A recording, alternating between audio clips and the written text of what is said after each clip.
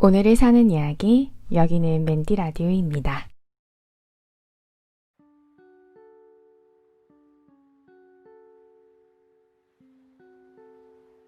반갑습니다. 맨디 라디오, 저는 맨디입니다. 13년 전 오늘 2007년 11월 15일은 제가 2008학년도 수능을 보던 날이었습니다. 날은 추웠고 마음도 참 시렸던 날이었죠. 저는 고3 8월 즈음에서 혼자 학교 앞 고시원에 들어가서 살고 있었습니다.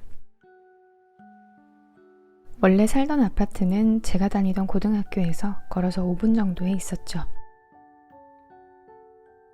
고등학교 시절 내내 편하게 학교 다녔습니다. 그러다 고3 초부터 엄마는 올해 안으로 이사를 가게 될 것 같다고 알고 있으라고 했죠. 당시 살던 곳보다 평수가 더 넓고 더 좋은 동네로 간다고 하셨습니다. 그러다 8월이 되었을 때는 입주 시기가 좀 떠서 가족들은 임시로 다 할머니 댁으로 들어가고 저는 할머니 댁에서 통학은 멀어서 힘들 것 같아 고시원으로 혼자 들어오게 된 거죠.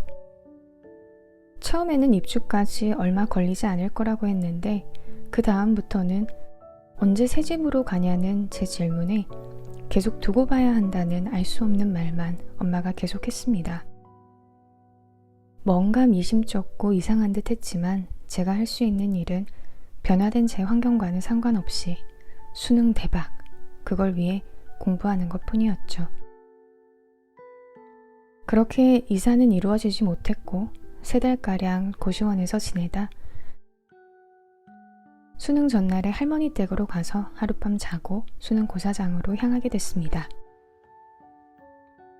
사건은 그날 아침이었습니다. 아침에 일어나서 밥을 먹다가 제가 엄마한테 엄마 수능 도시락은? 이라고 물었죠.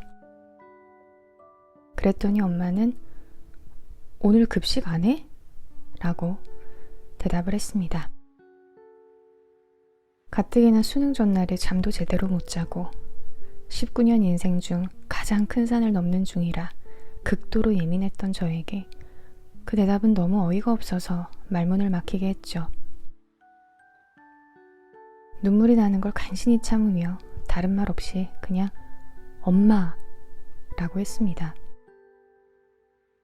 다른 집 엄마들은 수능 도시락으로 뭘 싸줄지 연초부터 고민하고 좋은 재료 고르고 골라 정성 들여 만들어준다는데 뭐 급식을 안 하냐고?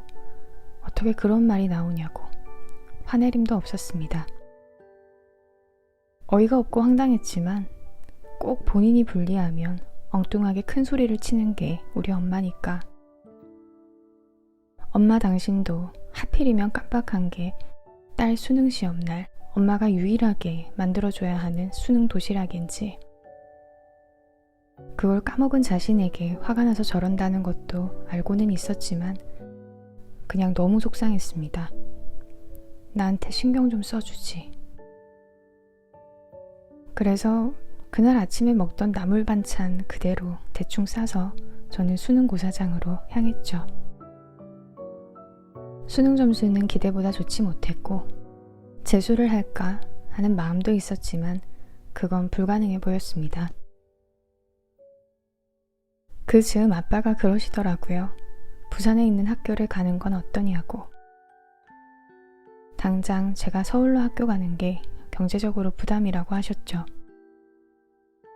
그러시면서 얼마 전에 사채업자로부터 전화를 받았다고 했습니다. 엄마가 사채를 썼다는 얘기를 했다고. 아빠는 혼자 해결해보겠다고 고군분투하는 엄마가 혹시라도 다른 마음을 먹을까 그게 제일 걱정이 된다고 하셨죠. 엄마가 자꾸 뭔가 숨기는 게 이상하다 싶었는데 정말 단단히 뭔가 잘못되어 가고 있다는 게 드러나기 시작했습니다. 더 좋은 동네에 더 넓은 집으로 간다는 건 엄마도 속은 사실이었고 사실은 우리 가족이 살던 집도 엄마의 사업장도 다 처분이 된 상태였습니다. 수능이 끝난 직후에는 도대체 무슨 일이 있던 거냐고 물어봐도 엄마가 다 알아서 해 라고 날선 대답을 하던 엄마는 그로부터 몇 년 후가 되어 제가 광고회사를 다니던 즈음에는 사실은 사기를 당했었고 빚은 많이 갚았지만 여전히 남은 상태라고 했습니다. 그로부터 또 몇 년 후가 되어 제가 뉴질랜드에 있다 한국을 방문해 학교를 졸업할 즈음에는 빚은 다 갚았고 네 졸업에 맞춰 나도 졸업하는 기분이다 라고 하셨습니다. 엄마의 졸업은 빚으로부터의 졸업이라기보다는 엄마가 싸워내야 했던 엄마 운명으로부터의 졸업, 그 세월로부터의 졸업이라고 저는 그렇게 들렸습니다.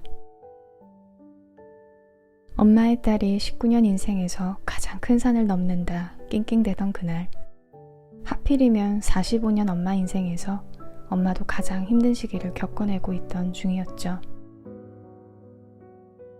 올해 여름 휴가를 저는 외갓집에서 보냈습니다.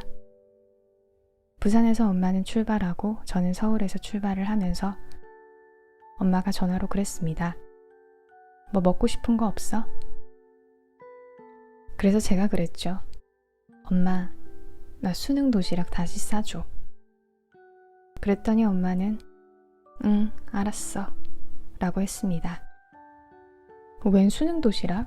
이라고 묻지 않고 군말 없이 그냥 알겠다고 얘기하는 엄마를 보는데 나 못지않게 엄마에게도 수능날 아침은 다시 새로 고침하고 싶은 순간이었다는 걸 알 수 있었죠.